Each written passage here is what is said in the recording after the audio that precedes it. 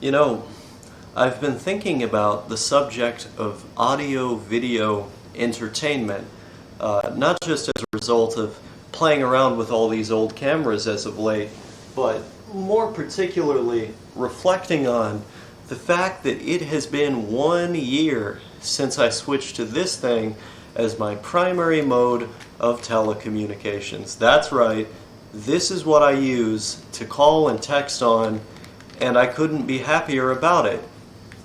I switched over to this thing in like October of last year. I think it was actually a little bit earlier, and I made my video about being on a dumb phone for over a month in November of that year. So I want to make my 1 year follow-up because people tend to be pretty surprised when I mention the fact that I'm still using a dumb phone. People really thought that I would switch back to a smartphone even though I hate smartphones so much, and laid out all the reasons why they were detrimental to my mental health and my goals in that video. People thought that I would not have the willpower to make it this far, and yet here I am.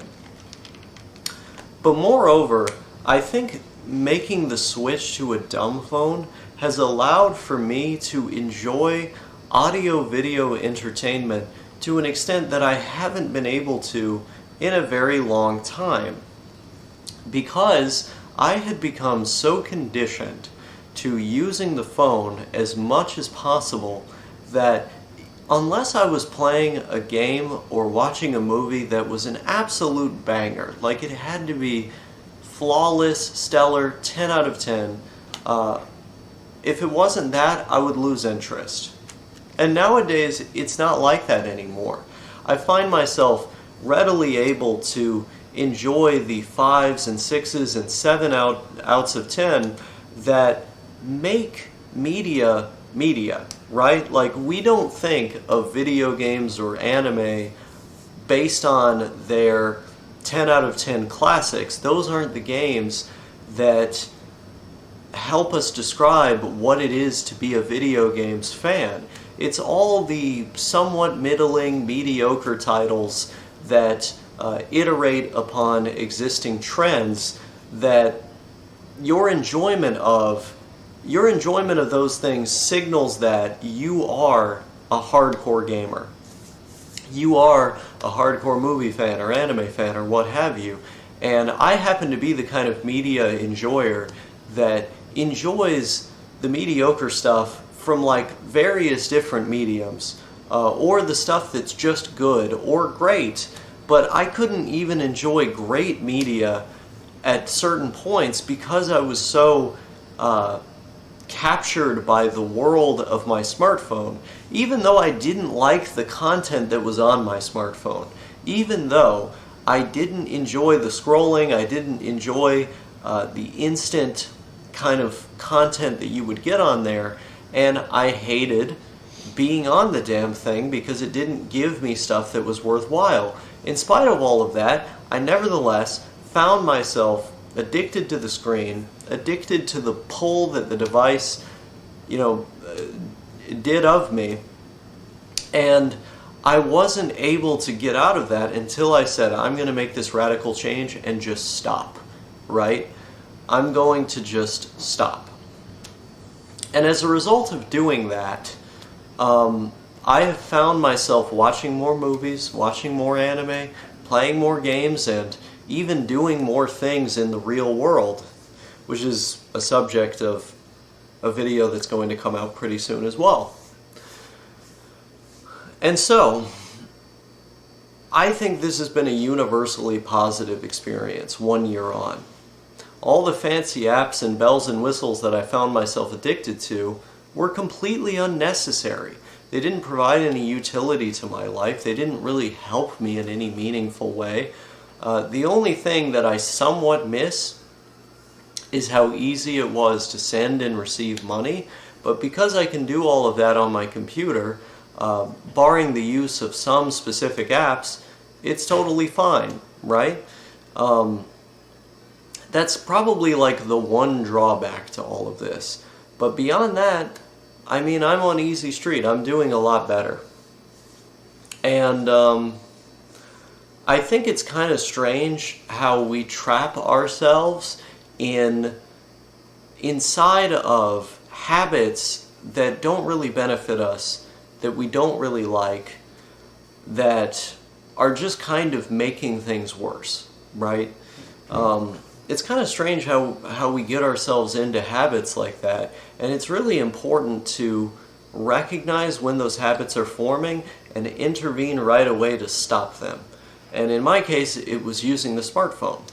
You know, the smartphone was a universally negative thing for my life that I'm sure at some point I was convinced that I had to have, either to do these videos or something like that, and so I kept using it.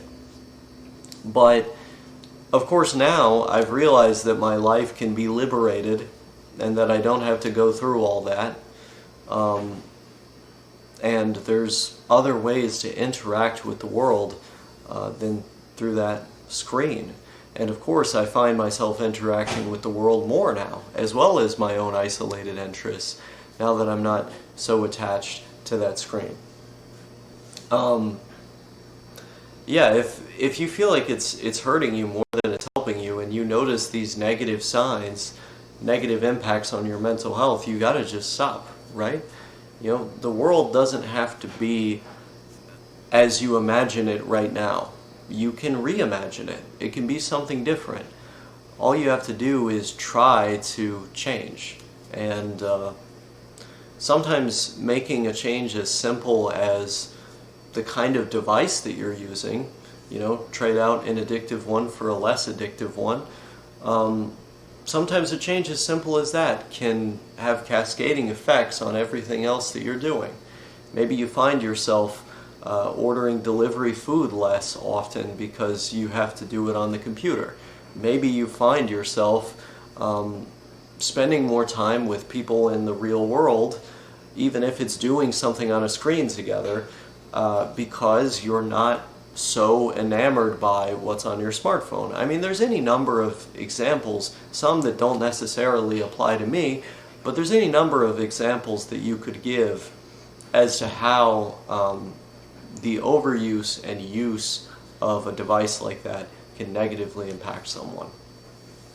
You know, at the time that I made my video, I was really impressed with and happy about the fact that I found reductions in my anxiety. You know, I think there's something about waiting for those notifications to show up, or anticipating new interaction on one of your profiles that the smartphone instantaneously delivers to you, that can be pretty bad for the brain. I know that's conjecture and theory, but like on a vibes level it feels true. So yeah, that's been my experience so far.